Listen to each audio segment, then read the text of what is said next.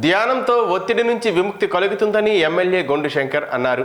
ప్రపంచ ధ్యాన దినోత్సవం సందర్భంగా బ్రహ్మకుమారిల ఈశ్వరీయ విశ్వవిద్యాలయం శ్రీకాకుళం శాఖ ఆధ్వర్యంలో నగరంలోని స్థానిక చినమండల వీధిలో జరిగిన కార్యక్రమానికి ఎమ్మెల్యే ముఖ్య అతిథిగా హాజరయ్యారు.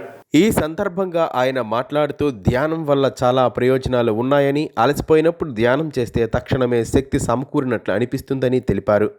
ధ్యానం ఆరోగ్యంగా ఉంచుతుందని, రోగ నిరోధక శక్తిని అనేక రెట్లు పెంచుతుందని పేర్కొన్నారు. ధ్యానంతోనే మానసిక ఒత్తిళ్లను జయించి సంపూర్ణ ఆరోగ్యవంతులుగా జీవించవచ్చని అన్నారు. జీవితంలో ప్రతిరోజు కొద్దిసేపు ధ్యాన సాధన కేటాయిస్తే ఒత్తిడి లేని సమాజాన్ని నిర్మించుకోవచ్చని అన్నారు. National yoga sports association AP ఉపాధ్యక్షులు, walkers international district 102 governor Konkyana Muralidhar మాట్లాడుతూ ధ్యానం చేయడం వలన మనసు ఆరోగ్యంగా ఉంటుందని చెప్పారు. ప్రతిరోజు ధ్యానం చేస్తే అది మన దినచర్యలో ఒక భాగంగా మారిపోతుందని అన్నారు.